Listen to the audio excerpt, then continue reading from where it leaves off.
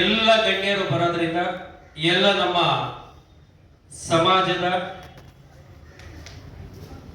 ಒಂದು ಏನು ಇವತ್ತು ಈ ಕಾರ್ಯಕ್ರಮವನ್ನ ಈ ಒಂದು ಟ್ರಸ್ಟ್ ಉದ್ಘಾಟನೆ ಮತ್ತು ಶಾರದಾಂಬೆ ಸೇವಾ ಚಾರಿಟಬಲ್ ಟ್ರಸ್ಟ್ ನ ಆ ದಿನ ಒಂದು ಉದ್ಘಾಟನೆಯನ್ನ ನಮ್ಮ ನಿವೃತ್ತ ನ್ಯಾಯಮೂರ್ತಿಗಳು ಸಂತೋಷ್ ಹೆಗ್ಡೆ ಅವರು ಒಂದು ಉದ್ಘಾಟನೆಯನ್ನ ಮಾಡ್ತಾ ಇರೋದ್ರಿಂದ ಜೊತೆಗೆ ಈ ಒಂದು ಏನು ಒಂದು ಸಮಾಜದ ಒಳತಿಗಾಗಿ ಕರ್ನಾಟಕ ರಾಜ್ಯೋತ್ಸವನ್ನ ಕೂಡ ಈ ಒಂದು ಕಾರ್ಯಕ್ರಮವನ್ನು ಮಾಡ್ತಾ ಏನು ಗಾಯನ ಮತ್ತು ಇನ್ನು ಹಲವಾರು ಕಾರ್ಯಕ್ರಮವನ್ನು ಹಮ್ಮಿಕೊಂಡಿದ್ದಾರೆ. ಆ ಒಂದು ಕೆಲವರಿಗೆ ಆ ಒಂದು ಇದರೊಳಗಡೆ ಪ್ರಶಸ್ತಿಯನ್ನ ಕೊಡಬೇಕು ಅನ್ನೋ ಒಂದು ತೀರ್ಮಾನವನ್ನ ಮಾಡ್ತಾ ಎಲ್ಲವನ್ನ ಮಾಡ್ತಾ ಇದ್ದಾರೆ. ಹಾಗಾಗಿ ಈ ಸಾರ್ವಜನಿಕರು ಈ ಕಾರ್ಯಕ್ರಮಕ್ಕೆ ಬಂದು ಕಾರ್ಯಕ್ರಮವನ್ನ ಯಶಸ್ವಿಗೊಳಿಸಬೇಕಾಗಿ ತಮ್ಮಲ್ಲಿ ಎಲ್ಲರಲ್ಲೂ ಕೂಡ ಈ ಒಂದು ಪ್ರೆಸ್ ಮುಖಾಂತರ ಈ ಅಧ್ಯಕ್ಷರ ಒಂದು ಅಪ್ಪಣೆಯ ಮೇರೆಗೆ ಅವರು ಕೂಡ ಮಾತಾಡ್ತಾರೆ. ಈಗ ಅಧ್ಯಕ್ಷರು, ಹಲೋ, ನಾನು ಈ ಟ್ರಸ್ಟ್ನ ಪ್ರಧಾನ ಕಾರ್ಯದರ್ಶಿಯಾಗಿ ಕೆ ರಾಜು ಅಂತ, ಮತ್ತು ಇವರು ನಮ್ಮ ಗೀತಾ ಮೇಡಮ್ ಅವರು, ಇವರು ಅಧ್ಯಕ್ಷರು. ಅದೇ ರೀತಿ ಇವರು ಗಣೇಶ್ ಗೌಡರು ಮಾನವಹಕ್ಕು ಆಯೋಗ ಅಧ್ಯಕ್ಷರು. ಗೋಪಾಲ್ ಅಂತ ಅವರು ಟ್ರಸ್ಟಿ ನಮ್ಮ ಸದಸ್ಯರು. ಟ್ರಸ್ಟಲ್ಲಿ ಕರಿಗೌಡರು ಮಾನವ ಹಕ್ಕು ಆಯೋಗದ ಸದಸ್ಯರು ಅವರು. ನಾವು ಏನಂದ್ರೆ ಇಂದಿನಿಂದ ಈ ಒಂದು ಸಮಾಜಕ್ಕೆ ಸ್ಪಂದನೆಯಾದಂಥ ಕಾರ್ಯಕ್ರಮಗಳನ್ನ ಮಾಡಿದೆ. ಅದು ಯಾವುದೇ ರೀತಿಯಲ್ಲಿ ಬೇರೆ ಒಬ್ಬರಿಗೆ ತಲುಪಿಲ್ಲ. ಸುಮಾರು ಈ ನಮ್ಮ ಕೊರೋನಾ ಟೈಮಲ್ಲಿ ಮತ್ತು ವಿವಿಧ ಯಾವಾಗಲಾಗಲಿ ಯಾರ್ದೋ ಒಂದು ಹುಟ್ಟಿದಬ್ಬ ಅಂಥ ವಿಶೇಷದಲ್ಲಿ ನಾವು ಸಾಮಾಜಿಕವಾದಂಥ ಕಾರ್ಯಕ್ರಮಗಳನ್ನೇ ಇಂದಿನಿಂದ ಮಾಡಿದ್ದೀವಿ.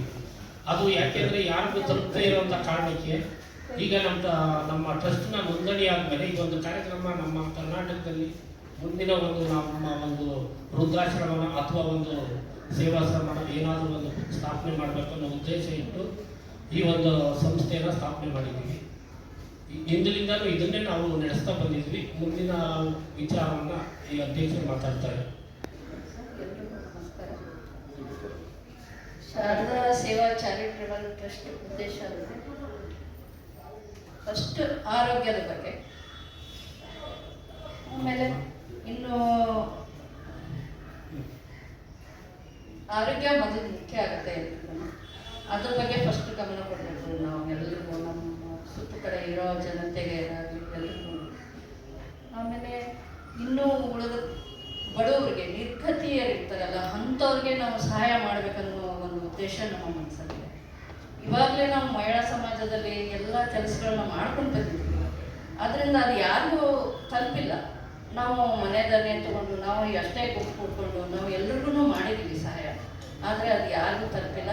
ಇವಾಗ ಎಲ್ಲರಿಗೂ ತಲುಪಿ ಇನ್ನೂ ಬೇರೆಯವ್ರ ಕಡೆಯಿಂದ ನಮಗೂ ಸಹಾಯ ತಲುಪಿದ್ರೆ ಇನ್ನೂ ಬಡ ಜನರಿಗೆ, ನಿರ್ಗತಿಯರಿಗೆ ಎಲ್ರಿಗೂ ನಾವು ಸಹಾಯ ಮಾಡಬೇಕು ಅನ್ನೋ ಉದ್ದೇಶ ನಮ್ಮ ಸರ್ದು, ಈಗ ಎಲ್ಲರದ್ದು ಕೂಡ ಆಸೆ ಇದೆ. ಇದನ್ನು ಚೆನ್ನಾಗಿ ಮುಂದೆ ಏಳಿಗೆ ಆಗಬೇಕು, ಇದು ಇನ್ನೂ ದೊಡ್ಡ ಮಟ್ಟಕ್ಕೆ ಬೆಳಿಬೇಕು ಅನ್ನೋದು ನನ್ನ ಉದ್ದೇಶ. ಬಡವರಿಗೆ ಮದುವೆಗೆ ದುಡ್ಡು ಇಲ್ಲ ಅಂದವ್ರಿಗೆ ದುಡ್ಡು, ಆಮೇಲೆ ಅವ್ರು ಸೀರೆ ಇಲ್ಲ ಅಂದ್ರೆ ಸೀರೆ, ಇಂಥದ್ದೆಲ್ಲ ಮಾಡಿದ್ವಿ ಸರ್. ಮಾಡಿದ್ದೀವಿ, ಮದುವೆದಲ್ಲಿ ತುಂಬ ಸಹಾಯ ಮಾಡಿದ್ದೀವಿ. ಈಗ ಆರೋಗ್ಯ ನಮ್ಮ ಬಡವರಿಗೆ ತುಂಬ ಹಳ್ಳಿಯಲ್ಲಿ ಇರೋರು ಇದ್ದಾರಲ್ಲ, ಅವ್ರ ಆರೋಗ್ಯದ ಕಡೆ ಗಮನ ಕೊಡೋದಿಲ್ಲ. ತುಂಬ ಏಜ್ ಆದವ್ರಿಗೆ, ಅಂಥವ್ರಿಗೆ ನಾವು ಹಳ್ಳಿಯಲ್ಲಿ ಹೋಗಿ ಒಂದು ಕಾರ್ಯಕ್ರಮ ಮಾಡಿ ಹಳ್ಳಿಯಲ್ಲಿ ಒಂದು ಆರೋಗ್ಯದ ಬಗ್ಗೆ ಗಮನ ಕೊಟ್ಟು ಅಲ್ಲಿ ಕಾರ್ಯಕ್ರಮಗಳು ಮಾಡಿ ಡಾಕ್ಟರ್ಗಳಲ್ಲಿ ಎಲ್ಲ ಇದ್ದಾರೆ ಸಹಾಯಕರು, ಅವರಿಂದ ನಾವು ಸಹಾಯ ತಗೊಂಡು ಆರೋಗ್ಯದ ಬಗ್ಗೆ ಗಮನ ಕೊಡ್ತೀವಿ. ಹೆಲ್ತ್ ಕ್ಯಾಂಪ್ ಮಾಡಿ ಆರೋಗ್ಯದ ಕಡೆ, ಅದು ತುಂಬ ಏಜ್ ಆದವ್ರಿಗಂತೂ ಅಲ್ಲಿ ಏನು ತುಂಬ ಕಷ್ಟ ಇದೆ ಸರ್. ಹಳ್ಳಿಯಲ್ಲೆಲ್ಲ ನಾನು ನೋಡಿ ಬಂದು ಇದನ್ನು ನಾನು ಮಾಡಿಕೊಂಡಿರೋದು. ಸೇವೆಗಳನ್ನು ಮಾಡಿಕೊಂಡು